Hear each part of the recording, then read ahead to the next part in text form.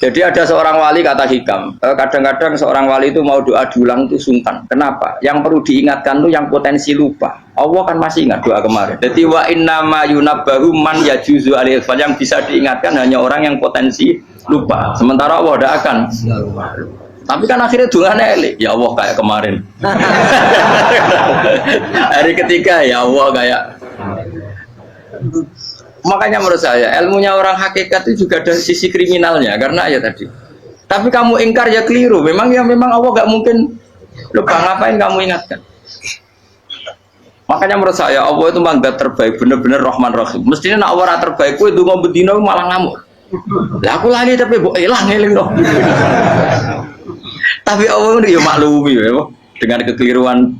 Kita ini kan selalu keliru, dongo terus ya keliru sebetulnya, karena seakan-akan kan mengingatkan seseorang yang mungkin lupa. Wong Allah tidak pernah lupa kok, kamu ingetin terus. Atau kamu menggurui Allah, yaitu ya Allah nang sebadani kalau di duake, padahal nggak mesti maslahat bagi kamu. Duake orang mesti maslahat bagi kamu. Kalau kamu turun terus, pas minta itu karena tomak kamu, hadun nafsi kamu, serakah kamu, tapi nggak tahu diri pantas taura dengan permintaan. Kayak gue misalnya jongo jadi wali, iso Allah tersinggung, bocah atau tirakat atau dia harus jadi wali. Tapi gak dongo ya Allah tersinggung, kere lah tahu dongo. Jadi orang kalau tidak wali itu sudah keliru terus. Jadi gue di sepuro, tapi tak kira itu akeh salah. Ya jajal gitu dongo wali kok sabtu kok dirjelang. Kira-kira Allah tersinggung ngapa nyembadani? Kira-kira tersinggung. Tapi misalnya kira tahu dongo kepengen kau Imam Syafi'i, apa yang tersinggung? Bocah ora di idola.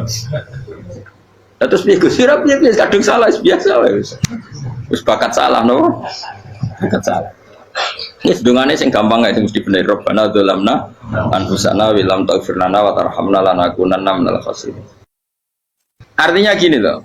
Ketika manusia mengatakan mampu, itu ada sekian hal yang manusia itu tidak ikut melakukannya, tidak ikut menciptakannya. Misalnya kue nyupir, supirana enak, punya pengalaman. Tidak kecelakaan karena apa? Nyupir kue enak, mobilku normal. Mobilmu normal lah, wabrak mobil yang mabuk. Nah di sini ini manusia dituntut, diingatkan terus. Kamu itu butuh Allah, rahmat Allah itu yang melindungi kamu, bukan keahlian kamu, bukan kecakapan. Karena tanpa itu semua tidak bisa, semuanya Allah. Ya, tapi manusia tadi, gara-gara misalnya tadi mobilnya normal, dia punya keahlian nyupir, terus mengklaim kalau keselamatan dia itu karena hati-hatinya dia, karena mobilnya normal. Padahal ada sekian catatan yang menjadikan dia selamat dan semuanya itu kudrahnya Allah Subhanahu wa taala. Misalnya gak ditabrak wong mabuk, gak ono gempa, gak ono bumi merekah. Misalnya kita pintar nyopir lah terus bumi mangap terus kita templung nggak apa-apa. Kemudian daerah-daerah kayak ya rasa tak sebut nomor orang. Kira tahu muka siapa ya, bener mari tak sebut nomor yang ngeri. Intinya Indonesia ora aman, tapi kita tenang aja satunya ora aman kabeh, ono sing aman. Ora usah kuatir likuifaksi, ora usah kuatir meteor jatuh, enggak ya potensi no? Potensi semua. Sehingga ini sedikit saya ijazahkan. Suatu saat kata Rasulullah, saya yang Mu'ad melihat kamu hanya sejengkal di depan para ulama ketika nanti di akhirat. Terus Mu'ad tanya, Rasulullah tanya, kenapa kamu hanya satu jengkal dengan derajatnya para ulama ketika sowan Allah? Terjawabnya Mu'ad, kamu punya amal apa? Terjawabnya Mu'ad, ya Rasulullah, saya tidak pernah melangkahkan satu kaki, kecuali saya tidak pernah yakin apa bisa melangkahkan kaki yang satunya. Dan saya tidak pernah mengunyah satu makanan, kecuali saya juga tidak pernah yakin apa bisa menelannya. Dan saya tidak pernah bernafas satu nafas, kecuali saya tidak yakin apa bisa nafas berikutnya. Saking dia tergantung ta'aluk semuanya sama kudrahnya Allah Subhanahu wa taala. Kalau kita ini kan sok. Kalau makanan sudah di depannya kayak pasti bisa makan. Kalau dia sudah sehat jalan seakan-akan pasti bisa meneruskan. Padahal 0, sekian detik gue melaku dihantam mobil ya selesai. Misalnya stroke ya selesai, tidak bisa jalan. Sehingga para wali-walinya Allah itu orang yang filah gotin min lahadotagi, setiap kedipan dia, setiap perilaku dia itu hanya ta'aluk ambil Allah Subhanahu wa taala. Itu yang disebut ya ibanasu antumul fuqara unawo ilah. Nah kemudian resiko makom ini, ya semua makom ada resikonya. Resiko makom ini itu biasanya dia lupa doa. Kenapa lupa doa? Karena doa itu terdefinisikan. Tak wari ilmu hakikat harus rungokno wis ra paham lah tak ulangno. Ya resiko ilmu saya ingatkannya. Ilmu itu kan ada dua. Ada ilmu yang karena didefinisikan. Dan itu akhirnya menjadi masalah. Sebenarnya ilmu itu tidak perlu definisi. Kedua ilmu yang kita rasakan. Misalnya gini, kalau saya tanya, kamu pernah nggak minta jadi punya uang banyak? Nggak tanya, pernah nggak minta? Terus artinya minta itu terus disebut dua. Tapi kalau menurut Allah, sistem tubuh kamu yang menghendaki punya mobil, sistem tubuh kamu yang ingin punya uang banyak, reaksi tubuh kamu yang terhinakan karena ditagih orang atau butuh uang, ini menurut Allah ya sudah kamu itu peminta-minta. Saya ulang lagi ya. Sehingga menurut Allah kamu minta tidak minta ya tetap berstatus peminta, pengemis. Nah, orang-orang yang sudah wusul, meskipun itu kondisional ya, tidak selalu. Itu ya dia pikirannya mengadahkan tangan apa enggak ya sama saja tubuhnya merasa minta. Sehingga dia tidak perlu mengekspresikan minta. Nah, terus orang yang fikih bilang seperti itu tuh sombong, wong kok gak tahu dungo. Sebetulnya keliru vonis orang fikih. Bagaimana mungkin dikatakan sombong? Dia reaksi tubuhnya, elemen tubuhnya sebetulnya meminta. Dia tidak berkategori meminta karena ilmu kadung didefinisikan kalau minta itu yang seperti ini. Itu kan lama. Nanti kalau suatu saat Indonesia yang kuasa itu terlalu NU atau terlalu yang tidak NU, lama-lama ada definisi. Misalnya yang dikatakan tahlilan itu apa? Ya bid'ah, Nabi tidak pernah tahlilan. Sahabat gak pernah nahlilin Nabi, malah nggak ngaji Nabi jadi tahlil. Mana nih tahlilan jalukno sepuro mayit, ngaji Nabi jalukno sepuro. Sehingga dengan tradisi itu tahlil itu masuk definisi bid'ah karena nggak pernah dilakukan sahabat dan para tabi'in. Ya salahnya kamu definisikan. Tapi kalau udah kamu definisikan, diarani tahlil, ya mau la ilaha illallah. Terus mungkinkah satu bacaan la ilaha illallah dilarang? Wong ra oleh maca kalimat tauhid. Jadi misalnya tahlil itu nafatno kalimat tauhid. Mau ketok ya orang ora iso dilarang, tapi nak tahlil itu mitung dinane mayit koyo budo, soalnya kriminal. Enak. Ya sudah seperti itu. Makanya banyak orang salah itu karena ilmu kadung didefinisikan. Nah, definisi itu sebenarnya tidak mengikat dalam banyak hal. Ini penting saya utarakan. Ya karena seperti itu. Makanya itu masalah-masalah besar antara kita dan firqah-firqah yang lain, masalah ahli sunnah, terus masalah yang lain-lain. Memang ya sudah seperti itu. Ya saya ulang lagi ya. Ketika Nabi Ibrahim mau dibakar Namrud, itu masyhur cerita itu. Dan kemudian jadi Nabi namanya Habib Syahid. Habib Syahid itu sebetulnya hanya ngutip Habib Abdul Haddad. Jadi syair itu sebenarnya ada di Diwanul Haddad. Apa? Diwanul Haddad. Diwanul Haddad itu syair-syair Abdul Haddad ketika beliau usul, beliau mukasyafah. Terus bagian dinyanyikan Habib Syahid terjadi populer. Saya ulang lagi ya. Tubuh kita, misalnya kamu lapar, perut kamu kan mereaksi minta makan. Andaikan kamu itu Tuhan, kan kamu tahu bahwa perut kamu itu minta makan. Tanpa kita bilang ya Allah saya minta makan, Allah tahu kalau reaksi tubuh kamu minta makan. Sehingga orang yang tidak minta pun asal makomnya makom yang ikror, mengakui kalau dia butuh ya namanya sudah minta. Tapi fikih kadang mendefinisikan sing darane minta itu hanya madhep kiblat terus menengadakan tadi dan sebagainya. Ya sudah kita sebagai orang pengikut ya yang ikuti fikih, yang ikuti tasawuf sebetulnya itu definisi yang sepihak. Sehingga ketika Nabi Ibrahim mau dibakar Namrud, masyhur itu cerita itu. Beberapa hari mungkin bulan-bulan orang disuruh Namrud cari kayu sebanyak-banyaknya. Ketika kayu sudah terkumpul mungkin satu lapangan, Ibrahim mau dibakar. Pegawai Namrud itu bingung caranya mencalok Ibrahim. Mereka saking gedene napa? Api. Nak dicalok kok ado iku ratok tengah.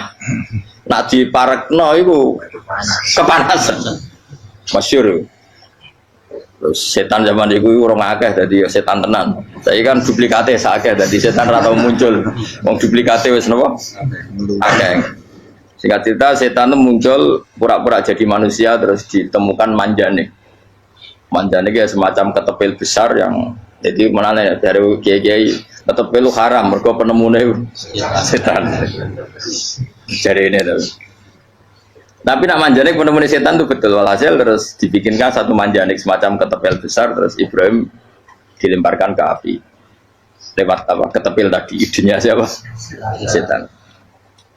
Nah ketika di tengah api itu unik, kata malaikat Jibril datang terus tanya sama Ibrahim, ya Ibrahim apa kamu butuh saya? Butuh alakah haja apa kamu punya kebutuhan? Jawab Ibrahim lah, saya tidak punya kebutuhan.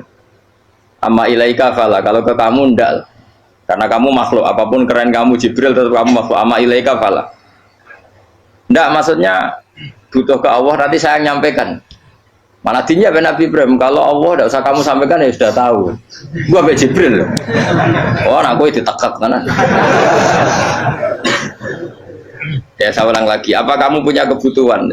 Alaka hajalah, amma ilaika fala, kalau ke kamu ndak. Nggak maksudnya butuh ke Allah nanti saya sampaikan. Karena Jibril yang mentang-mentang dekat sama Allah dan tukang memberi informasi. Tapi kata Ibrahim kalau ke Allah sih nggak perlu kamu, dia sudah tahu. Nah itu terjadi namanya Habib Abdul Haddad Masyhur itu apa? Hasbi min suali ilmuhu bihali. Jadi cukup ilmunya Allah itu menjadikan saya tidak perlu minta. Hasbi min suali ilmuhu bihali. Jadi ada kondisi tertentu yang para wali itu, saya ulang lagi kondisi tertentu yang para wali itu ya tidak minta. Tapi kalau itu ditiru jenengan semua ini jadi keangkuhan. Kenapa? Wes ora ndonga tangane ditenangkan. No, atine ora eling pangeran kan akhirnya tak jaluk tenan. Jadi gue aja niru wali-wali. Nah wali-wali itu kan misalnya tangannya tidak menengadah tapi semua sistem tubuhnya merasa butuh sama Allah. Saya itu pernah ya, tapi itu kondisional dan saya juga ngulang tidak mesti bisa. Ketika saya umroh itu pernah saya ada satu kondisi itu doa ya di putaran pertama tos. Di putaran pertama saya berdoa ya agak banyak di multazam. Putaran kedua mau berdoa sudah tidak berani lagi. Sampai ke-7. Hari kedua ya tidak berani, hari ketiga tidak berani. Nah seperti itu tidak bisa dibuat-buat meskipun saya juga agak ingin. Tapi ya pas itu ya nggak bisa. Gara-gara itu korban kitab hikam, ya kitab hikam yang terkenal. Kitab hikam itu pernah cerita gini. Rubbama dallahum al-adab ala tarkit tolak. Terus di antara makalahnya itu wa inna ma yunabbahu man yajuzu alaihil ikhfal. Tapi kamu jangan niru dosa kan. Tapi jangan ingkar ilmu ini tambah dosa oke. Jadi niru ya dosa, ingkar ya dosa. Jadi ada seorang wali kata hikam. Kadang-kadang seorang wali itu mau doa diulang itu sungkan. Kenapa? Yang perlu diingatkan itu yang potensi lupa. Allah kan masih ingat doa kemarin. Loh itu gara-gara saya sebelum umroh itu mensinau kitab hikam itu agar itu ya Allah. Sing tak dungani wingi ejek eling kok tak eling no meneh. Dadi wa inna ma yunabbahu man yajuzu alaihi yang bisa diingatkan hanya orang yang potensi lupa. Sementara Allah tidak akan. Tapi kan akhirnya dungane elik. Ya Allah kayak kemarin. Hari ketiga ya Allah kayak. Makanya menurut saya ilmunya orang hakikat itu juga ada sisi kriminalnya karena ya tadi. Tapi kamu ingkar ya keliru. Memang Allah gak mungkin lupa, ngapain kamu ingatkan? Makanya menurut saya Allah itu memang terbaik, benar-benar Rahman Rahim. Mestinya nak Allah terbaik, itu ngomong bedino malah ngamuk. Lah aku lali tapi mbok elang eling dong. Tapi Allah itu ya maklumi ya, dengan kekeliruan. Kita ini kan selalu keliru, dongo terus ya keliru sebetulnya. Karena seakan-akan kan mengingatkan seseorang yang mungkin lupa. Wong Allah tidak pernah lupa kok, kamu ingetin terus. Atau kamu menggurui Allah, yaitu ya Allah nang sebadani kalau di diake, padahal nggak mesti maslahat bagi kamu. Diake orang mesti maslahat bagi kamu. Maka ada sekian contoh yang wali itu dibully pangeran. Saya sering cerita, banyak cerita wali itu dibully pangeran, digarap pangeran. Ini gara-gara salah itu. Saya pernah cerita dan itu ada di hikam betul di kitab hikam. Itu ada wali itu tukang hamal itu manol di pasar, itu tukang angkut. Jadi kalau ada orang bawa barang berat diangkut dia, terus misalnya kalau dulu mungkin ya ke kereta atau ke singkat cerita terus diupahi. Setelah dapat apa dia pasti pulang karena dia hanya butuh makan satu piring karena dia tirakat makan satu piring untuk ibadah 24 jam. Singkat cerita dia ngeluh, ya Allah, kamu tahu, engkau tahu saya ini pecinta engkau, saya ini hanya butuh makan satu piring untuk kuat sholat. Tapi kenapa harus jadi juru manol? Berilah saya rezeki yang tanpa kerja.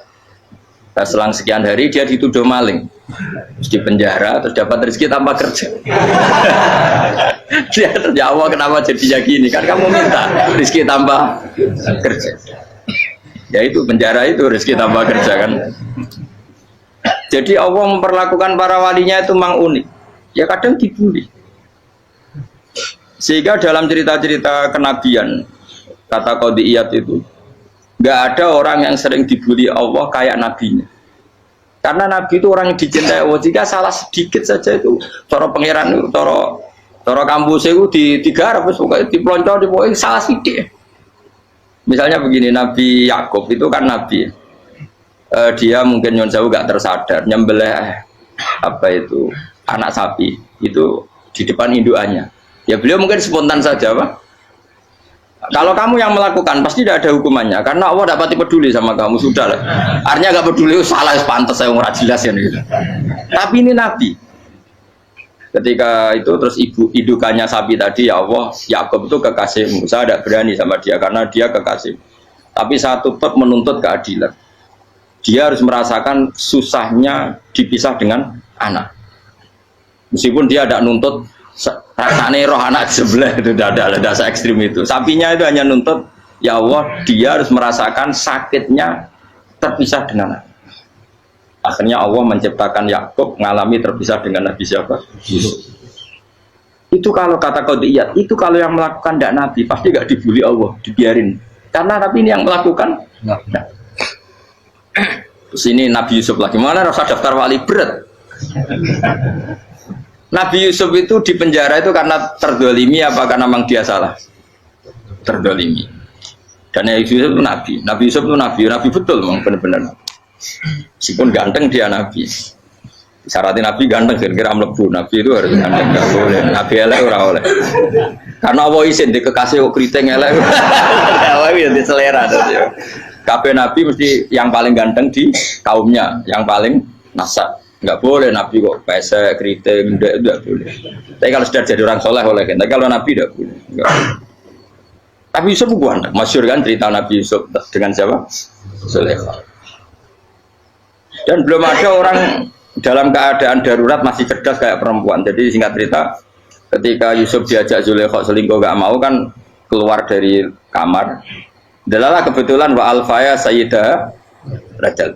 Itu si Zulaikha tadi spontan langsung bilang, wahai suamiku, apa hukuman orang yang ingin menodai keluargamu? Itu wong wedok. Padahal dia agak terencana, dia pun nggak bayangkan kepergok suaminya. Itu dalam keadaan kepergok itu masih cerdas.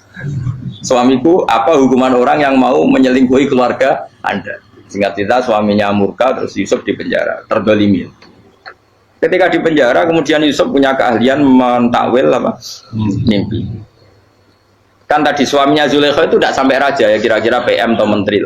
Raja itu punya mimpi yang bisa nakwil itu hanya Yusuf. Singkat cerita terus utusan raja datang ke Yusuf dan takwilan Yusuf terbukti benar. Tapi Yusuf ini seorang nabi, saya ulang lagi, Yusuf seorang nabi, dia tapi ya manusia. Bilang gini ke utusannya, coba bilangkan ke raja kamu, di penjara ini ada orang yang di penjara secara terzalimi, yaitu saya. Tolong laporkan ke majikan. Itu Allah tersinggungnya itu bukan main. Nabi kok lapor makhluk. Itu tersinggung. Nah, kowe kan gak piye-piye. Kowe ngajono proposal ya ora piye-piye. Wis pokoke Allah kowe wis ra piye-piye wis. Wong sampean swargane ya ora langsung wae ngono. Pokoke kira-kira kan sudah gak perlu ditegur. Makanya fa'an sahu syaitanu dzikra rabbi fala bitha fi sijni bid'asin. Maka Allah mentakdirkan utusan raja tadi itu lupa melaporkan peristiwa Yusuf ke raja tadi, sehingga raja gak pernah dengar kalau ada orang di penjara karena Allah tersinggung. Wong kowe ku nabi kok lapore ambek penguasa. Ngono tok iku wis Allah tersinggung. Karena dia nabi, gak boleh nabi lapor makhluk. Jadi Allah itu dengan nabi itu sangat-sangat sensitif. Sangat-sangat sensitif. Ya begitu. Terus kita yang terkenal, meskipun ini nggak ada di Quran, Nabi Musa. Nabi Musa itu pernah sakit gigi karena dia mentang-mentang kalimullah, orang yang sering komunikasi dengan Allah, minta ya Allah, tolong tunjukkan obat gigi saya itu apa. Singkat ini sama Allah dikasih tahu, kamu ngunyah suket ini, gitu. rumput ini kamu kunyah nanti pasti sembuh. Karena resepnya dari Allah ya pasti mujarab, kan nggak ke dokter. Singkat cerita dikunyah terus sembuh. Suatu saat dia sakit gigi lagi, nggak konsultasi lagi karena masih punya resep tadi kopian apa resep. Dia datang nyari suket yang sama dikunyah tambah sakit. Tanya sama Allah, ya Allah ini kan resepnya yang sama, kenapa tambah sakit? Kata Allah, kamu itu kekasihku. Orang nak sing ngobati ku aku ra suket sembrono. Semenjak itu Nabi Musa ora pernah resep lagi sudah. Andikan tuh kamu, pasti Allah juga gak tersinggung. Makanya kata Qadiyat, kenapa para nabi sering ditegur itu bukan karena Allah murka, nabi itu beda. Jadi kesalahan kecil atau apa-apa yang menurut kita ada salah itu untuk nabi salah. Makanya di ahli sunnah ada kaidah apa? Mimba bihasanatil abror sayyi'atul muqarrabin. Pernah dengar kaidah apa? Mimba bihasanatil abror sayyi'atul muqarrabin. Sesuatu kalau dilakukan umumnya orang itu hasanah atau kebaikan, tapi kalau dilakukan para nabi itu salah. Karena apa ya? Saking dekatnya dengan Allah. Saya ulang lagi apa? Mimba bihasanatil abror sayyi'atul muqarrab. Jadi nabi itu beda. Nah, para nabi itu orang-orang yang ngalami fikir yang doa resmi kayak siapa tadi? Definisi fikir ya sering. Kayak definisi orang tasawuf yang sering. Sehingga ketika Nabi berdoa, ya memang secara disiplin ilmu yang namanya berdoa ya minta Allah dengan mengadakan tangan. Ketika agak berdoa, karena Nabi sadar Allah tidak perlu diingatkan lagi, pasti masih ingat. Gitu. Jadi dua-duanya benar terus. Makanya Nabi itu lam yazal fitarokti, Nabi itu selalu naik derajatnya. Karena pas minta ya benar, pas tidak minta ya. Tapi kamu jangan niru dosa kan. Tapi jangan ingkar ilmu ini, tambah dosa. Okay? Jadi niru ya dosa, ingkar ya dosa. Jadi ada seorang wali kata Hikam, kadang-kadang seorang wali itu mau doa diulang itu sungkan. Kenapa? Yang perlu diingatkan itu yang potensi lupa. Allah kan masih ingat doa kemarin. Loh itu gara-gara saya sebelum umroh itu mensinau kitab Hikam itu agar itu ya Allah. Sing tak dungani wingi ejek eling kok tak eling nomene iku. Dadi wa inna ma yunabbahu man yajuzu alaihi yang bisa diingatkan hanya orang yang potensi lupa. Sementara Allah tidak akan. Tapi kan akhirnya dungane elik, ya Allah kayak kemarin. Hari ketiga ya Allah kayak. Makanya menurut saya ilmunya orang hakikat itu juga ada sisi kriminalnya karena ya tadi. Tapi kamu ingkar ya keliru. Memang Allah gak mungkin lupa, ngapain kamu ingatkan? Makanya menurut saya Allah itu manggat terbaik, bener-bener Rahman Rahim. Mestinya nak Allah terbaik, itu ngomong bedino malah ngamuk. Lah aku lagi tapi mbok eling dong. Tapi Allah itu ya maklumi ya, dengan kekeliruan. Kita ini kan selalu keliru, donga terus ya keliru sebetulnya. Karena seakan-akan kan mengingatkan seseorang yang mungkin lupa. Wong Allah tidak pernah lupa kok, kamu ingetin terus. Atau kamu menggurui Allah, yaitu ya Allah nang sebadani kalau di diake, padahal nggak mesti maslahat bagi kamu. Diake orang mesti maslahat bagi kamu. Kalau kamu turun terus, pas minta itu karena tomak kamu, hadun nafsi kamu, serakah kamu, tapi nggak tahu diri, pantas taura dengan permintaan. Kayak gue misalnya jongo jadi wali, iso Allah tersinggung, bocah atau tirakat atau dia harus jadi wali. Tapi gak dongo ya Allah tersinggung, kere rah tahu dongo. Jadi orang kalau tidak wali itu sudah keliru terus. Jadi gue di sepuro, tapi tak kira itu ada salah. Ya jajal gitu ngajak wali kok sabtu kok dirjelang. Kira-kira Allah tersinggung ngapa nyembah jadi? Kira-kira tersinggung. Tapi misalnya kira tahu dongo kepengen kau Imam Syafi'i, Allah tersinggung. Bocah ora di idola. Terus piye Gus? Piye kadung salah biasa wis. Wis bakat salah no. Bakat salah. Ini dongane sing gampang itu mesti bener. Rabbana dzalamna anfusana wa lam taghfir lana wa tarhamna lanakunanna minal khasirin. Saya pernah punya kitab dan kitab itu menurut saya luar biasa. Bahkan ketika adu bully itu, adu cara mahasiswa itu kayak pelonconan itu. Nabi sama Nabi pengiran gitu, dan itu sekali yang satu salah melakukan disiplin ilmu, pengiran itu degradasi. Dan Allah memang mengancam gitu. Kalau kamu melanggar ini, la biton namin diwanin nubuah. Nanti la amkuan namin diwanin nubuah. Kamu saya hapus dari buku kenabian. Tes-tesannya ya lucu. Misalnya begini. Kata Nabi Musa kan ditanya. Ketika dia khutbah ditanya orang. Siapa orang paling alim ya Nabi Allah? Sekarang orang paling alim itu siapa? Nabi Musa jawab, saya kan. Ya itu Allah tersinggung karena wong kok mletene ngono. Tapi andai kan Nabi Musa kok jawab Fauzi itu salah, oh tambah salah meneh. Atau enggak Pruhen, malah salah meneh. Tapi jawab Musa ya salah. Saya Gusti, saya kan. Orang paling alim siapa? Saya. Allah memperingatkan Musa, ada seseorang yang lebih alim ketimbang kamu. Coba kamu harus ketemu dia. Terus ketemu singkat cerita ketemu Nabi siapa? Terus dalam 3 sesi ini, 3 babak ini bully-bulian. Nabi Khidir itu dalam 3 babak ini selalu kelihatan salah. Di antaranya adalah cara sekarang ya mungkin di gonjak sepeda motor atau perahu kalau dulu yang menggratisi dia numpangi sepeda motor malah spionnya dicopot gitu. Spionnya dicopot, dirusak. Tapi Musa kan sudah digratisin malah rusak yang motornya yang apa? Menggratisin. Nabi Khidir masih tenang. Kamu tidak paham. Nabi Khidir mesti tidak kamu tidak paham. Itu kata syurrahul hadis termasuk Ibnu Hajar al-Asqalani bilangin. Setelah itu kedua membunuh anak kecil. Musa tambah marah. Anak yang belum punya dosa kok kamu bunuh sampai 3 kali ada 3 peristiwa. Itu kata syurrahul hadis. Andai kan Musa kok diam tidak protes, maka dia akan disalahkan Allah. Karena dia berarti membiarkan kemungkaran di depan matanya tanpa reaksi. Jadi sebetulnya ketika Musa berontak itu Nabi Khidir, Nabi tenan gitu. Jadi itu kan unik. Tapi berontak itu disalahno. Jadi angel sandi tes-tesan dadi nabi ku ya angel. Misalnya kok Nabi Musa itu kayak model santri Jawa Timur. Nabi Khidir salah, nggih nderek mawon. Ya ora nabi jero barang mungkar. Menengae. Berarti yo nabi goblok ngono kira-kira. Makanya memang Musa harus konsisten seperti itu, harus demo terus. Kayak saya misalnya sebagai kiai fikih, kiai ya harus seperti ini cara mulang saya. Enggak boleh saya misalnya terus anut mulang terus tawadhu meneng terus ora karu-karuan. Jadi andekan Musa kok tidak protes itu malah salah. Ya memang harus. Dan itu Nabi Khidir Nabi tenang. Makanya Nabi Khidir akhirnya respect. Tidak ada hati sebaik Abu Musa. Risi itu gak nyaman ketika melihat kamu.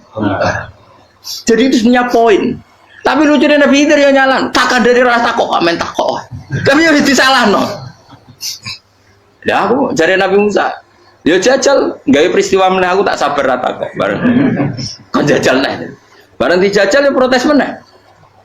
Bareng protes meneh, tinggal 1 kali kesempatan. Kowe takok meneh, wis ora dadi muridku. Dikasih kesempatan lagi, ya protes meneh deh. Tapi itu justru itu menjadi kelebihannya Nabi Musa karena syarat seorang nabi adalah al-musara'ah ila inkaril munkar kata Ibnu Hajar al-Asqalani. Syarat seorang nabi adalah secepat mengingkari sesuatu yang mungkar. Enggak boleh. Ya toh kan misalnya kita jadi murid terus gurumu itu gandeng artis atau gandeng penyanyi dangdut. Nggih nderek mawon. Jare guru mumet goblok. Tapi kowe ngloroi guru tersinggung. Ora roh hikmah iku. Kan bingung no. De guru ngene kok bingung no. Dale ke de guru jadab dorong Jawa Timur apa? Gurumu gandeng penyanyi dangdut. Reaksimu piye? Cek takok. Ayo lho, nak elek kan gak iri. Biasane nak elek itu ora iri. Sekarangmu, Pak. Sing ayu, sing potensi iri. Kira-kira reaksi kamu itu milih derek mawon apa berontak? Golek nak gurumu wong alim mesti nak pasti meneng muridku goblok gak sensitif roh barang mungkar dilakukan di depannya kok tidak reaksi tidak protes gak gebet tenang. Tapi lucunya guru mau nak protes ya gak duwe akhlak guru lagi senengnya kok ora oleh. Nah Nabi itu kan bully-bulian jadi Nabi Khidir dengan Nabi Musa itu tepat-tepat. Karena dua orang ini sama-sama kekasih Allah. Itu Nabi Musa justru barokahnya itu dia tidak pernah klasmennya di bawah Nabi Khidir. Semua ulama sepakat klasmennya Musa tetap di atas Nabi Khidir. Sehingga yang berlakunya tetap ilmunya Nabi Musa, bahwa membunuh anak kecil tidak boleh, merusak perahu milik orang lain tidak boleh. Karena Allah tetap lebih respect dengan ilmunya Nabi Musa. Nabi Khidir tetap ilmunya nggak dipakai, meskipun dia disebut hakikat. Karena ilmunya Nabi Khidir ngani ngoyo. Ngani ngoyo wong ape mutusno ngenteni nginceng Loh Mahfud. Lah sing iso iku sapa? Barang ra mungkin kok. Makanya Nabi Khidir terakhir menutup kalimatnya wa ma fa'altuhu an amri. Dzalika ta'wilu ma lam tasbi alaihi sob. Aku dhewe nglakoni ini ya ora roh, wis ditakdir nglakoni ngene wae. Dadi Nabi Khidir ya ora paham. Jadi wa ma fa'altu an amri itu terakhir kira-kira artinya saya sendiri tidak melakukan ini karena inspirasi saya sendiri atau keputusan saya sendiri. Tahu-tahu saya ditakdir melakukan. Karena pas itu Nabi Khidir disetting semuanya dengan ilmu hakikat, yaitu bayi tadi memang kutiba kafiron. Kutiba kan apa? Kafiron. Memang dia nanti kalau umur nganti tua ditakdir mati kafir. Daripada mati kafir nanti ya sudah mati sekarang. Tapi nggak mungkin kan ada syariat daripada soben beling pateni kecil. Ora ono syariat, tetap ikut Nabi Musa. Makanya kata Ibnu Hajar Al-Asqalani itu uniknya Allah sama para wali-walinya. Waliku kelirullah itu tuh disenangi pengen. Terus pengenan nabi-nabi ini yo kecil-kecil kan, yo panjang nak wong. Terus keempat kan. Tadi kan saya punya contoh 3, ini contoh keempat, ini terakhir. Kagian kok ilmu merah cukup tetap malah bingung nggak? Nabi itu minggat itu boleh enggak? Tanpa pamit, minggat itu pergi enggak pamit itu boleh enggak? Enggak boleh. Rasulullah meskipun kayak apa disakiti di Mekah itu enggak pernah minggat, enggak pernah hijrah. Saya ulang lagi, karena butuh izin. Tapi Allah pernah punya kekasih yaitu Nabi Yunus. Nabi siapa? Yunus. Itu Quran meredaksikan ya abako. Abako itu terjemahnya apa? Minggat. Kalau pergi itu dahaba. Tapi ini Allah meredaksikan itu abako. Abako itu ya minggat. Nabi Yunus itu dakwah di daerah Nainua ya. Nainua itu ya Babylon sana. Kampungnya namanya Nainua. Ya daerah Babylon. Babylon itu kalau di geografis modern ikut Irak. Ikut mana? Irak. Jadi Kufa, Basra, Babylon. Terus siapa itu yang mengalahkan pasukan Yahudi dulu itu Buktanasor, Bukat Nasir itu ikut mana? Babylon apa? Babylon. Bama unzila alal malaka ini di Babila Harut Marut. Makanya kalau ulama-ulama melihat Irak kacau sampai sekarang itu tidak kaget. Irak itu ardun mal'unah kalau di kitab-kitab, bumi yang memang sudah terlaknati mulai dulu. Sehingga ketika ada kasus Saddam Hussein sekarang itu ulama tidak kaget. Zaman Rasulullah Sugeng itu Irak itu termasuk sudah bumi yang guna keazalah. Jadi di sana pasti banyak fitnah. Fitnah pertama yang dicatat sejarah adalah Mautul Husain apa?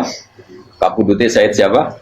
Husain di Karbala. Era Imam Syafi'i adalah zaman mifnah, ulama dibantai karena dipaksa mengatakan Quran apa? Makhluk. Terus konflik-konflik sampai era Saddam Hussein terus era sekarang jadi.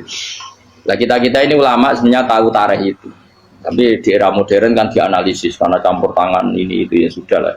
Sebab goblok pun aja daripada ngebantah-bantahan malah ragam. Ibu goblok, ibu pinter. Nah, sekarang kan analisisnya kan, wah ini ada campur tangan pihak ketiga diciptakan ya saunu ini.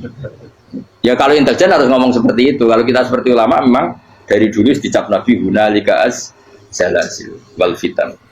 Saya teruskan. Nabi Yunus itu dakwai kaumnya itu lama sekali dan tidak iman. Nah semua nabi kalau kaumnya tidak iman itu diberi hak Allah ngancam akan adanya adab apa? Ngancam akan adanya adab. Nabi Yunus ngomong gitu terusin. Nanti kalau kamu tidak iman itu pasti kena adab. Anggap saja dia ngancam gitu sudah berbulan-bulan. Singkat cerita, adab baru tinggal 3 hari lagi. Ayo nang iman, tinggal 3 hari lagi. Ya kira-kira dia ngomong misalnya Ahad, berarti Ahad, Senin, Selasa, atau kamu milih Selasa ya Rabu, Kamis. Singkat cerita Ahad itu dia gak kuat. Wah semuanya kurang telung dino kaumku tetap ora iman. Mangkel asal minggat deh. Minggat itu jadi mau minggat kan gak punya tujuan, so asal pergi jauh saja. Sudah perahu, sekenanya dia naik saja. Namanya minggat nih. Kalau bawa bekal terencana, bawa visa paspor kan plesir namanya. Jadi minggat itu ya gak, ya sekenanya gak persiapan. Singkat cerita sampai ikut perahu nelayan tadi, terus zaman itu ya ada mitos kalau ada gelombang yang nggak wajar pasti ada orang minggat. Terus ditanya siapa yang minggat, Nabi Yunus kan orangnya jujur, saya katanya. Ya sudah, yang minggat harus dicemplung no, gitu. Ya, terus ada yang agak baik, ya jangan gitulah. Ini kan kita semua butuh selamat, judi dulu. Terus judi satu lagi ketemu Yunus. Coba mungkin salah udahnya judi lagi ketemu sampai 3 kali ya ketemu Yunus.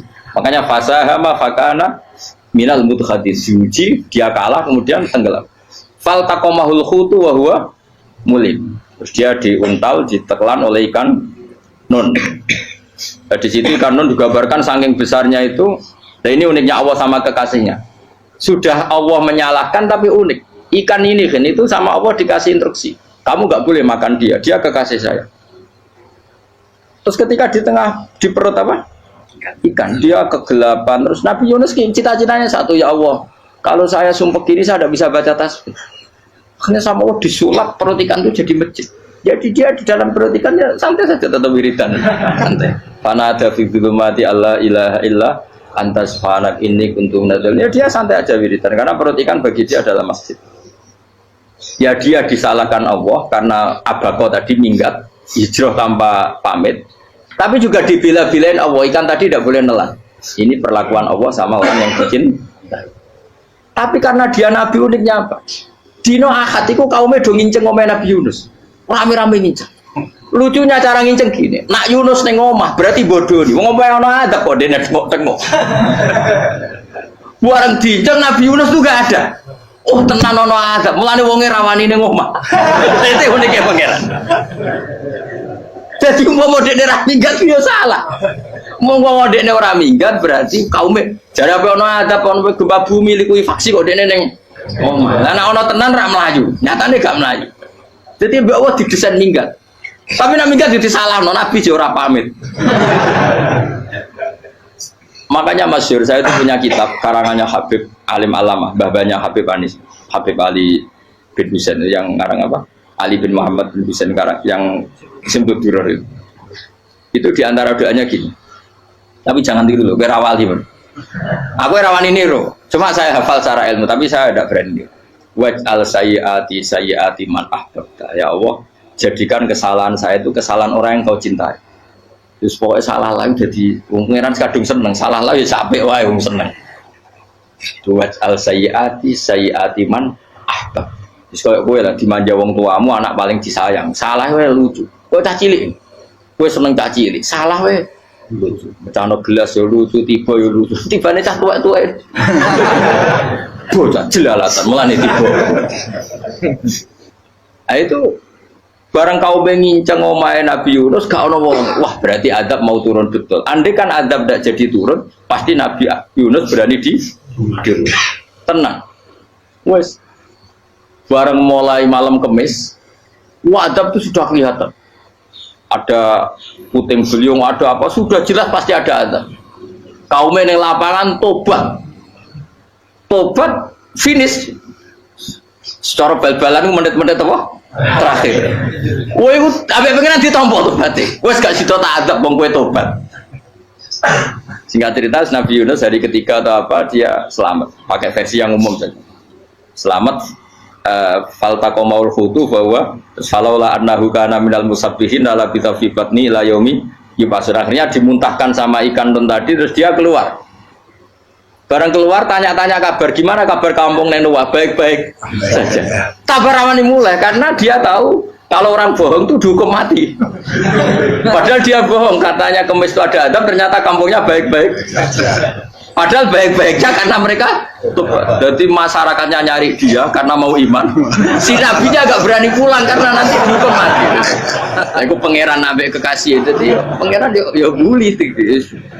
Oh itu beda-bedaan, wong kekasih pangeran, aku yang ngerti itu langsung diadab. Jadi pangeran kekasih itu beda, orang koyo. Akhirnya biru seramani mulai. Wah nak mulai aku disiksa. Perkara nih, kalau pembohong itu dihukum mati. Masyarakat yang boleh tenan, mereka nalam Kemis itu ada adab tenan. Cuma terus do tobat. Jadi disebut falau laka naskoryatun amanat fanafa'aha imanuha illa qauma Yunus lamma amanu kasyafna anhum adzabal khizyi fil hayatid dunya. Enggak ada kampung yang saya adab kecuali kasil tak adab, kecuali kaum Nabi Yunus. Aku semeh ngagap lho, pas menit terakhir peta adab tobat. Akhirnya rasido dari pangeran. Iku kaum Nabi sinten? Iku yo barokah minggate Nabi Yunus. Lah iku nabi. Wong kliru kok barokah. Iku nabi. Umpama Nabi Yunus ora minggat, kaume berpikir Yunus kok wong ape ana azab kok tengok-tengok ning ngomong. Tapi pas minggat tenan yo disalahno pangeran, minggat kok gak paham. Hikmat. Amalane kira usah protes. Wali itu beda, kekasih pangeran itu sama dengan sing dialami Rasulullah Sallallahu Alaihi Wasallam ning Sulhul Hudaybiyah. Semua perjanjian itu salah secara hukum fikih, bukan salah lagi, sangat salah cara ukuran fikih. Sehingga semua sahabat itu protes kecuali Abu Bakar As-Siddiq. Cuma semuanya ngomong Umar, tapi semua sahabat akhirnya ya. Coba di antara perjanjian gini. Pertama kan enggak, biar sampean enggak terlalu jadi teroris, enggak terlalu jadi ekstremis. Memang ya rasa jadi teroris, ya rasa terlalu jadi teroris. Semua itu mungkin, Kang. Ning dunia semuanya mungkin. Singkat cerita Nabi itu sudah di Hudaybiyah. Hudaybiyah dengan Mekah kan tinggal sekitar paling 40 kilo. Saya pernah itikaf di masjid yang pernah dipakai Hudaybiyah. Kan sekarang jadi mikot ya, termasuk mikot umroh di Mekah kan apa? Hudaybiyah kan mikot di yang terkenal kan apa? Jirona, Tanim, Hudaybiyah. Itu perjanjiannya tuh gini.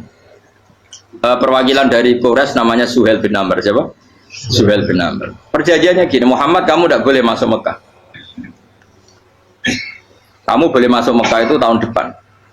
Padahal Nabi sudah bilang ke para sahabatnya, ayo kita umroh. Dan diberi hak umroh. Tapi setelah sekitar 40 kilo masuk Mekah, dicegat sama orang kafir Quraisy. Lah, Nabi ya sakit tenan. Nabi kadung mentafsir, memberi berita gembira, saya mimpi kalian masuk tanah haram amini namu khalikin, aman semua. Semuanya bercukur gundul atau mencetak rambut. Pokoknya terus kata sahabat senang sekali karena mimpi Rasulullah tidak pernah apa? Tidak pernah salah. Bareng di situ di antara perjanjiannya hadza ma kataba ali Muhammad Rasulullah. Ini perjanjian yang ditulis Muhammad Rasulullah. Kata Suhail, hapus kata Muhammad Rasulullah. Kalau saya tahu kamu Rasulullah tidak saya perangi, tulis Muhammad bin Abdullah. Kata Rasulullah, ya Ali hapus tulisan Muhammad Rasulullah. Kata Ali, tidak saya tidak akan menghapus setelah Muhammad Rasulullah. Tapi unik. Hapus gak popoli, masih hapus aku tetap Rasulullah. Tulisan wae. Jadi Nabi ya relax saja. Tapi Ali katanya, "Fawwa ma ana bimakhihi abadan." Saya tidak akan menghapus tulisan itu selamanya. Kata Nabi, "Kowe nek ora gelem hapus, tanganku didono, aku sing hapus." Nabi kan umi tidak bisa baca terus. Tangannya Nabi sendiri yang dilewatkan Ali ke tulisan itu sehingga terhapus. Nabi ya relax. Wong tulisan wae aku ora ditulis Rasulullah ya tetap Rasulullah. Nabi masih relax. Terus perjanjian kedua, kalau ada orang kafir Quraisy masuk Islam harus dikembalikan, karena berarti keluar dari habitat. Tapi kalau sudah Islam kok masuk kafir lagi harus dibiarkan, karena berarti kembali ke habitat. Nabi bilang ya nggak masalah. Semua perjanjian itu merugikan Islam. Itu secara fikih pasti salah. Akhirnya Umar itu protesnya keras sekali. Ya Rasulullah, apa engkau masih Nabi? Utakai sengak. Apa engkau masih Nabi? Dan Nabi jawab santai, bala ya saya masih Nabi. Tapi kenapa kamu hinakan kita dan memberikan kehormatan pada orang-orang kafir itu? Jawabnya kan Nabi lucu.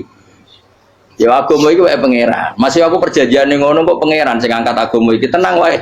Kan Nabi ku perjanjian wae menungso gampang. Jadi Nabi itu saking imannya Allah tetap yu'izzu hadaddin. Allah pasti memuliakan ini agama. Apapun perjanjian yang diciptakan manusia. Makanya bapak saya, Mbah Mun, guru saya itu ngaram-ngaram tenan mikir Islam. Islam mbok pikir haram, ono sing duwe. Ben ngono. Dunia rusak kok ben, tetep Islam ku mulya. Rasa mbok pikir wis keliru-keliru lah perjanjian dunia keliru lah. Lo coba Uni Soviet kayak apa hegemoninya? Kayak apa kuatnya Uni Soviet? 100 tahun mengkooptasi Uzbek, Tajikistan dan tapi apa bisa menghilangkan keimannya orang Uzbek Ceknya? Ketika Uni Soviet bubar langsung malah negara-negara itu jadi persemakmuran yang negara apa? Indonesia kayak apa? Dikooptasi PKI, dijajah Londo 350. Mbah Soleh Darat alim zaman Londo, buyut-buyutku alim zaman Londo. Iku semondok Mekah ya alim. Zaman PKI ada wong alim. Saiki ayo zaman Islam Nusantara apa ono sing alim koyo. Itu Islam menarik zaman wis di regani negara, zaman rung dinegani negara itu wis mul. Karena ini agama milik Allah. Punya ketahanan yang luar ya, semuanya dari Nabi tentang perjanjian salah lah, gak apa-apa. Inna wa ta'ala a'azza hadati. Inna wa ta'ala la yudi udinahu wa la yudhatu. Pokoknya pengiran bakal ngebaru agamanya orang masalah, perjanjian keliru lah. Perjanjian ketiga itu semuanya merugikan Islam. Tapi apa kata Abu Bakar ketika protes Nabi gak dijawab, datang ke Abu Bakar. Menurut kamu gimana? Jawab Abu Bakar lucu. Makanya ini menunjukkan, makanya kenapa ahli sunnah berkeyakinan Afdhalus Sahabat itu siapa? Abu Bakar. Jawab Abu Bakar, wes samar, perjanjiannya keliru lah, wes keliru lah, kita geremeng-geremeng santai geremeng. Tapi la tadkhul bainahu wa baina habib. Kamu jangan masuk wilayah itu hubungannya orang yang terkasih sama kekasihnya. Wes gak masuk akal lah, semuanya menengah. Ya sehingga ya sudah Allah punya. Ternyata, nah perjanjian keempat ini yang agak Nabi hanya minta gini toh. Itu saya turuti semua, tapi saya minta satu hal kata Nabi. Bolehkan diskusi tentang Islam terbuka. Makanya diskusi terbuka itu baru kata Nabi. Jangan larang orang mendiskusikan Islam. Itu dok mintanya. Oke dari Suel, diskusi wae pikirannya Suel kan, mau diskusi wae. Enggak masuk Islam, diskusi. Jangan larang orang yang membicarakan Islam secara terbuka. Ada kata terbuka. Dari Suel, oke enggak masalah. Itu toh yang itu pun nggak jelas menguntungkan Islam apa? Enggak. Akhirnya apa yang terjadi? Darun Nadwa, tempat-tempat pertemuan cara sakniki gedung parlemen. Semuanya itu diskusi. Sajane Muhammad itu sapa? Konsep Islam itu piye? Dan semua yang cerdas juga sajane ya bener Muhammad. Nyembah watu pancen giok tenan. Wah, iki goblok tenan wong watu kok di sembelih. Terus nak Yahudi ora bener bisa, Nasrani ora bener pangeran atau. Wah, diskusi. Suwe-suwe hasil diskusi sepakat. Pancen dia tetap bener Muhammad. Tetap bener Muhammad. Akhirnya hasil diskusi itu akhirnya mereka membatalkan perjanjiannya sendiri. Perkara ini baru kayak apa? Malah Nabi ketika Bali di Medina, Umar sempat protes ning dalam. Oke ya Rasulullah, saya nerima konsep Anda, tapi saya menyisakan satu pertanyaan. Jadi jenengan niku ana ayat sing nurjukna la tadkhulunal masjidal harama insyaallahu aminina muhalliqina ru'usakum. Lah kok nyatane ra sida mlebu Mekah, malah kita terusir kembali lagi ke Madinah. Lha iku Nabi yang agak lucu ngendikan. Mar, ning ayat iku ra gak ana taune. Apa ana ayat iku taun iki? Sing ngatel taun iki ra kowe. Dari Nabi ya ora ana taune ya. Ora ana taune kok tauni dhewe kan kira-kira. Ayat itu kan gak ada tahun nih, Umar sing GR nafsiri tahun ini. Mau suatu saat kamu akan masuk Masjidil Haram. Tapi kan gak ada tahun nih ayat itu. Apa di ayat itu ada tahunnya Umar? Dan Allah bilang tahun ini ya enggak, ya sudah kalau gak ada tahunnya, ya pokoknya mesti kapan-kapan terjadi. Tapi rasa itu. Kalau Sugih Ruhin kan gak ada tahun nih, rasa. Mau aku tuh gak ada Sugih, tapi kan tampung tahu. Lu sosoi. Nah. Akhirnya apa yang terjadi? Ada diskusi masif di Mekah. Setiap yang cerdas, setiap Nabi tanya, Abu Sufyan siapa? Nabi mau komentar gini, sama siapa teksnya? Misluhu la yajhalul Islam. Kalau Islam sudah didiskusikan, otak secerdas Ikrimah bin Abi Jahal, secerdas pasti tidak bodoh tentang Islam. Maknanya pasti akal yang waras memilih Islam. Wah, akhirnya Islam jadi masif.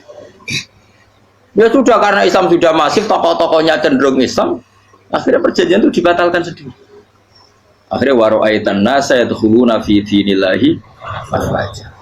Akhirnya mereka berbondong-bondong masuk Islam. Itu artinya apa? Nabi itu gaya perjanjian cara fikih keliru wae, cara fikih cara dzahir keliru wae, tetap barokah karena punya hubungan khusus dengan Allah Subhanahu wa taala. Makanya la tadkhul bainahu wa baina habib. Itu kan kayak ya sudah seperti itu.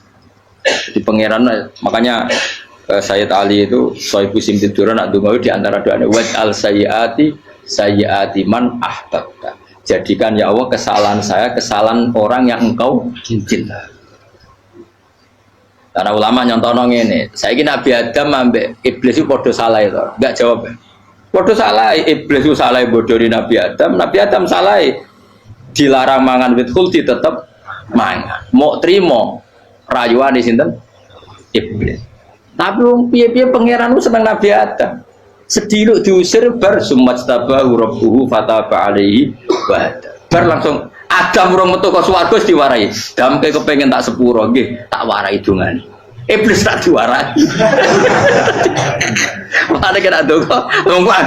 Dadi mana ke ya pokoke wong disenengi ku menangan. Lah kaya aja donga iku, kowe ora bakat wali biasa wae iki cerita. Ya sudah seperti itu.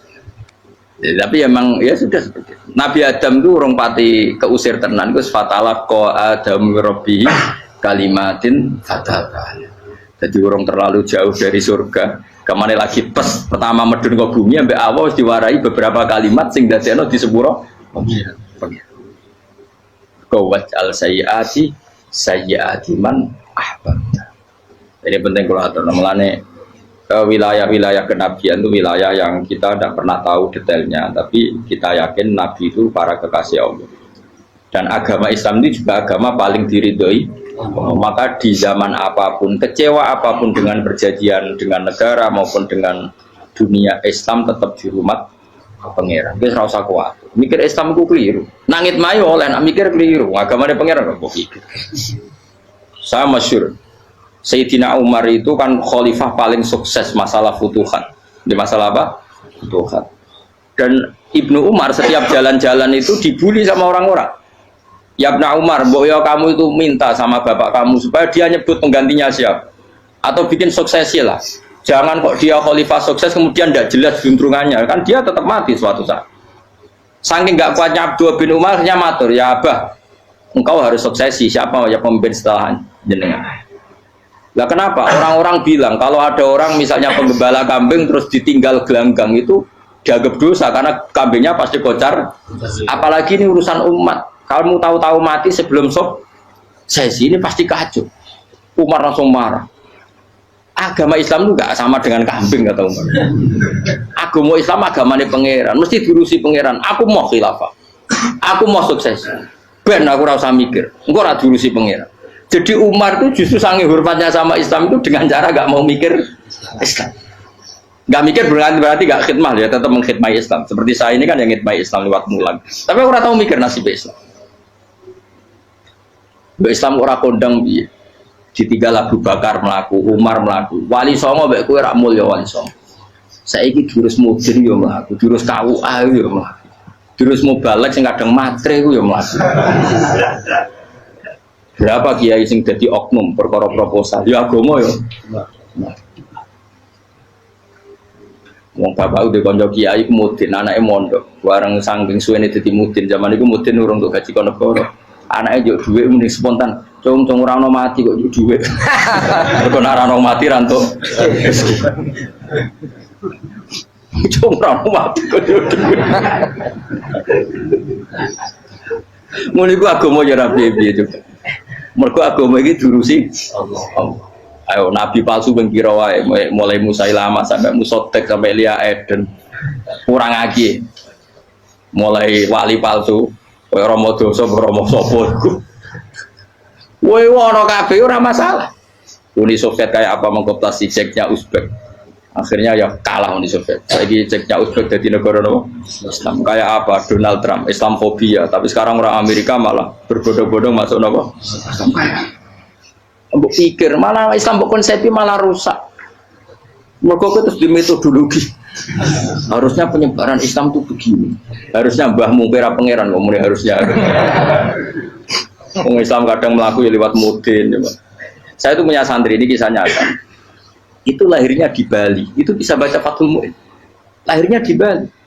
Bahkan dia ketika SD itu tukang mimpin lagu Hindu. Lagu Bali itu Hindu atau Buddha? Hindu. Karena dia ketua kelas, tapi Islam.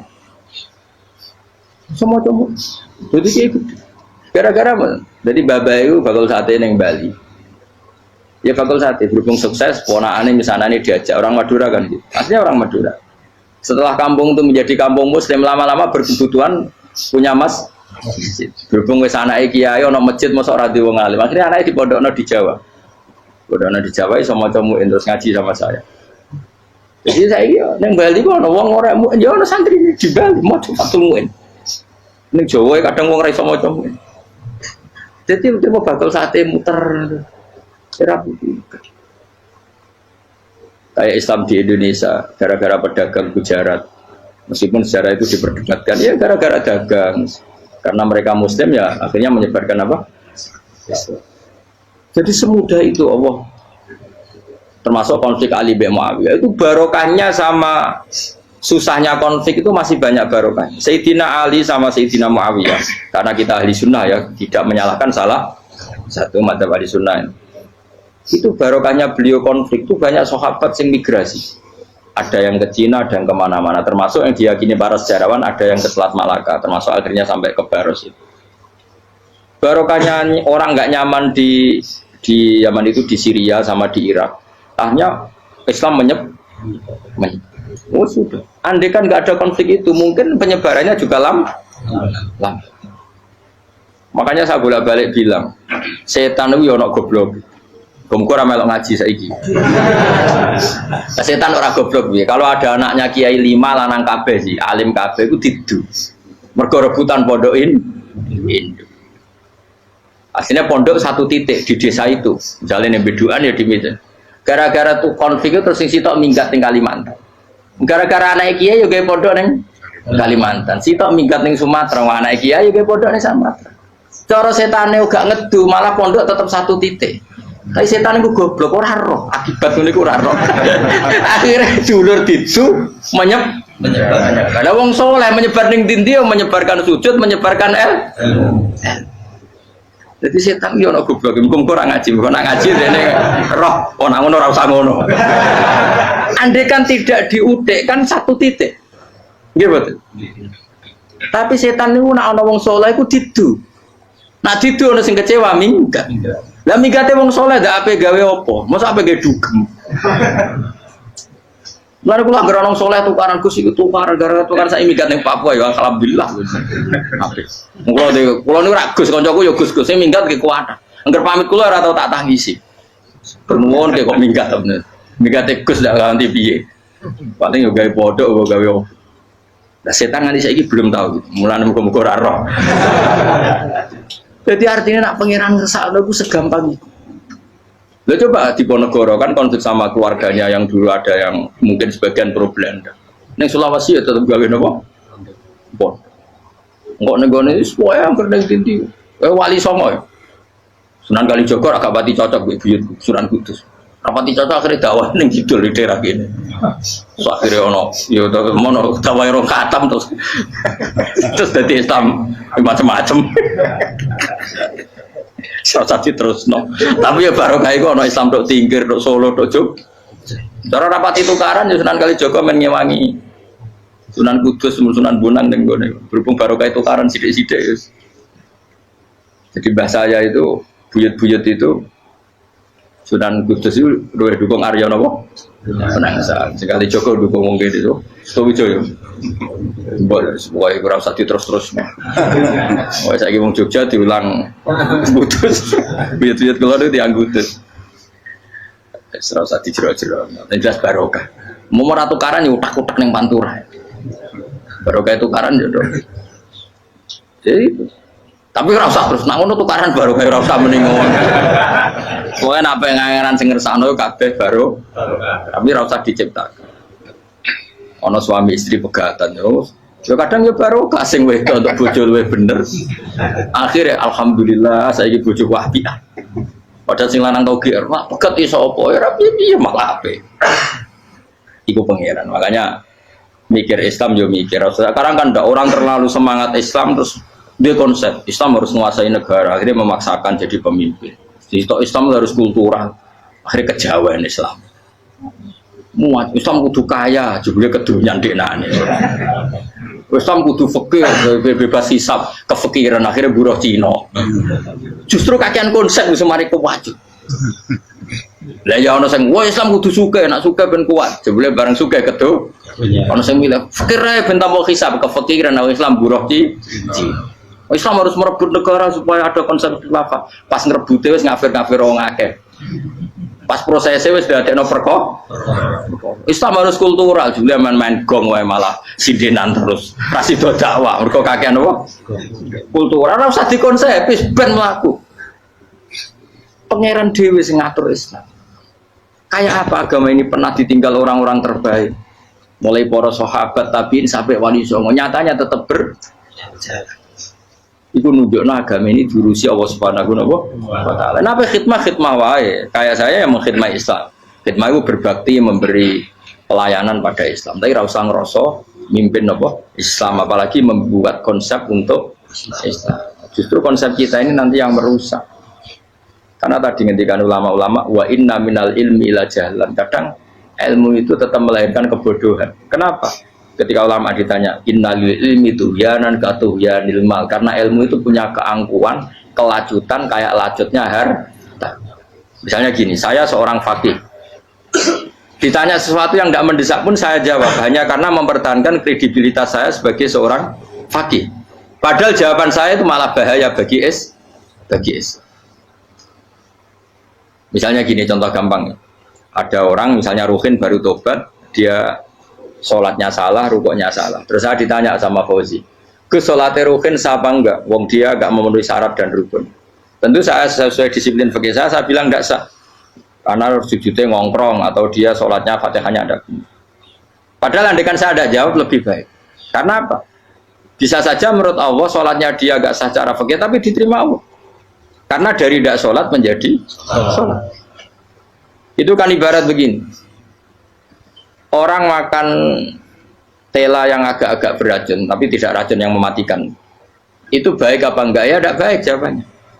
Tapi kalau bandingannya daripada tidak makan sama sekali, tentu baik makan. Nah, kesalahan itu yang makanya kata Imam Ghazali, kesalahan itu yang dialami para fuqaha mu'asirun sekarang. Setiap pertanyaan itu dijawab. Dan ironisnya karena sesuai disiplin.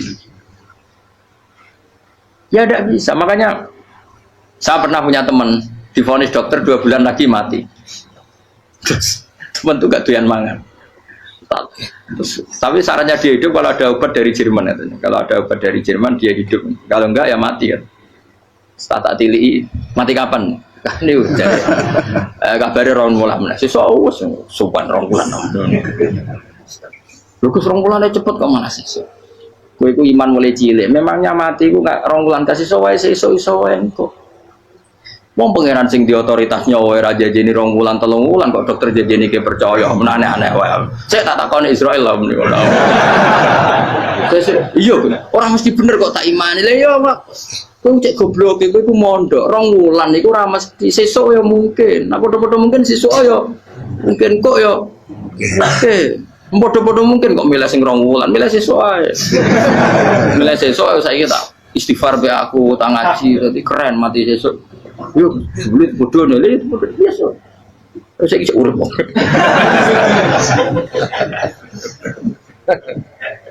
Ya karena tadi sesuatu yang enggak otoritasnya itu kita ini kan jadi orang aneh. Agama mulai dulu mengajarkan kita beribadahlah kepada Allah seakan-akan kamu mati besok. Nak kowe santri tenan tanpa diancam mati 2 wulan iku nanya nak ibadah kok mati sesuk 2 wulan itu kesuwe. Lho kula nganti saiki perasaan kula nggih urip sedina. Mulane kula di dhuwit 200.000 cara kula nggih kathah. Urip nganti sesuk di dhuwit 200.000 aki ya. Ana wong butuh dhuwit akeh mergo nyongkone urip suwi. Terus kula agar, karena kula ora pati seneng derajat, sesuk mati kok di derajat bareng sesuk. Ya gitu mangka anaka tamu tuh. Akhirnya dia terus mulai rileks, mulai sebelum malah ramati. Sembrono terus. Maksud saya itu kita makanya kembali lagi antumul fuqara'u ila. Kita ini butuh. Makanya kalau suwun-suwunnya anut para nabi dan kalau ada kesalahan para wali, para nabi itu kesalahannya apa? Mimba bihasanatil abrar sayyiatul muqarrabin. Jadi nabi itu karena hubungannya dengan Allah sangat apa? Dekat sehingga hal-hal yang cara zahir itu salah tapi itu menjadi berkah dan kita tidak pernah kayak apa sulhul apa Hudaybiyah. Makanya kata Abu Bakar enggak ada sulhun a'dhamu minal Hudaybiyah. Enggak ada perdamaian yang lebih afdal ketimbang Hudaybiyah. Makanya saya itu termasuk ulama yang setuju misalnya di McGill di Amerika atau di Kanada itu kan ada Islamic Studies. Saya pernah ditanya, Gus, kalau ada sekolah perbandingan agama menurut kamu setuju enggak? Saya bilang enggak masalah. Yang penting asal yang dikaji itu Islamnya, bukan orangnya. Kalau yang dikaji orangnya ya copet Indonesia ya Muslim. Kadang koruptornya ketua partai Islam. Wonge kan macem-macem. Yang dikaji Islamnya loh, asal yang dikaji Islamnya. Jangan orangnya. Orangnya bulet-bulet. Wah, juara lah no. Juara. Karena pikiran saya niru Hudaybiyah. Ketika Islam didiskusikan secara masif, tetap yang unggul itu Islam. Banyak Rasulullah minta, nggak apa-apa, semua perkara saya setujui, cuma jangan larang orang mendiskusikan Islam. Akhirnya di Mekah, di Darun Nadwa, di pojok-pojok kampung, di perapatan-perapatan orang tanya, sebetulnya Muhammad itu maunya apa? Terus mereka ada yang bilang, ya Muhammad kepinginnya wong nyembah pangeran. Pangeran sapa sing gawe langit bumi. Akhirnya sing cita, iya pangeran ya pantes sing gawe langit bumi. Pangeran ora tahu saya apa-apaanan. Soalnya sing mulai cerita, iya aku tahu nyembah pas duyoi luwak. Sampai aku izin pangeran kudu yoi. Soalnya sing cerita meneh aku tahu pas nyembah pas tangane copok. Wah itu cerita kenaifan-kenaifane pangerane. Ya gara-gara boleh dulu nggak boleh dilarang oleh negara itu pinterin Nabi ya. Mau aku jaluk orang boleh mendiskusikan karena kalau didiskusikan pasti ja'al haqqu wa zahaqal mun kula terusna inna wa yusmi'u may yasha wa ma anta bimusma'in man fil kubur fa alam tarono ta ora ngerti sira ta alam tekse ora ngerti sira anna wa ing satuna wa ta'ala iku anzala nurono sapa Allah minas sama'i sanging langit awan nurono ma'an ing banyu fa akhrajna mongko ngetokno sapa ingsun fi tetep ing dalam dawa akhirna iltifatun ta iltifat itu pindah anil ghaibati sanging dhamir ghaib mestine kan fa akhraja tapi dadi napa fa akhrajna harusnya kan Allah menurunkan hujan dari langit kemudian Allah mengeluarkan beberapa buah tapi diganti apa fa akhrajna kemudian kita Allah maksudnya kami Allah menurunkan bihi sebab anane mak samarat ning boro-boro buah mukhtalifan ingkang warna-warna apa alwanuha pira-pira warnane samarat. Maksudnya Allah ingin menunjukkan kekuasaan. Sekarang orang sama-sama dari sperma. Ada yang kafir, ada yang mukmin, ada sing kriting, ono sing bangir, ono sing elek. Anggap aja kayak buah. Buah itu dari tanah yang sama, dari air yang sama. Kemudian melahirkan buah yang beda. Memangnya misalnya buah sing kecut ya ning bumi Indonesia, pinggirnya ditanduri pelem manis yo neng bumi Indonesia. Mestinya kan kalau buminya sama kan nak kecut kabeh, nak manis. Tapi ternyata ndak.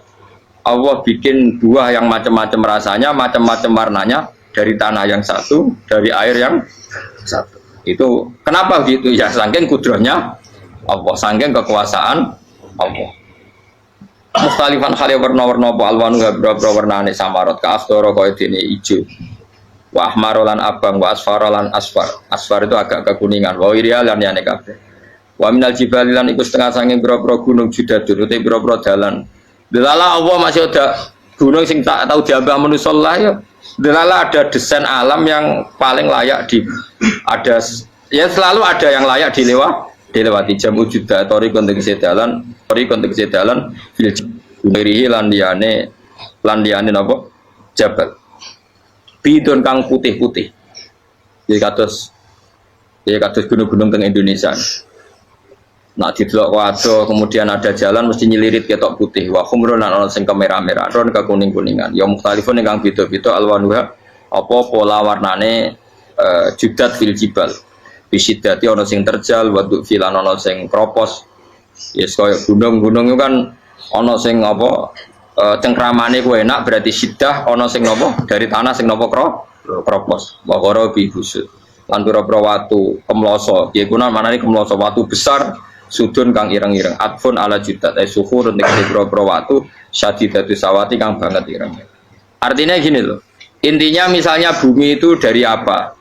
Kita tidak pernah tahu. Kalaupun tahu, kita tidak bisa mengendalikan. Nyatanya bumi warnanya macam-macam, buah-buahan ya macam-macam.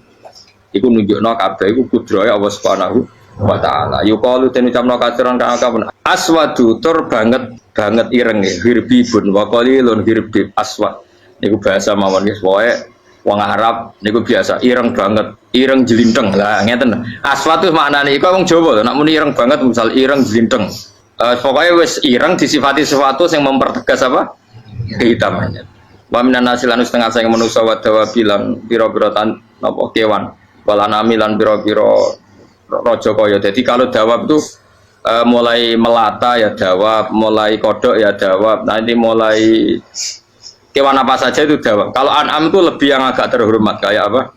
Kambing, kayak unta, sapi itu masuknya apa? An'am mukhtalifun utai sing beda-beda apa alwan pira-pira warnane iki kabeh. Ya kadalik kaya warnane pira-pira kewan. Pira-pira tanduran. Jadi maksudnya ngeten nih.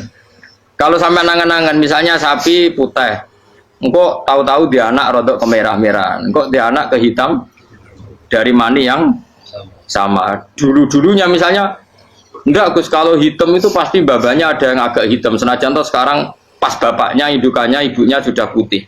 Tapi tetap aja asal usulnya dari satu. Ya tetap asal usulnya dari satu. Sekarang jadi variasi banyak, tetap asal usulnya satu. Nah, kok sampai beda-beda itu kabeh kekuasaane Allah. Kakhtilafi simari kaya dene bedane boro-boro buah wal jibali lan. Yang memahami itu semua tentu ulama. Innama yakhsyallaha min ibadihil ulama. Innama yakhsam sini wedi banget Allah min ibadi sing boro-boro kaulane Allah sapa ulama boro-boro ulama. Assalamualaikum warahmatullahi wabarakatuh.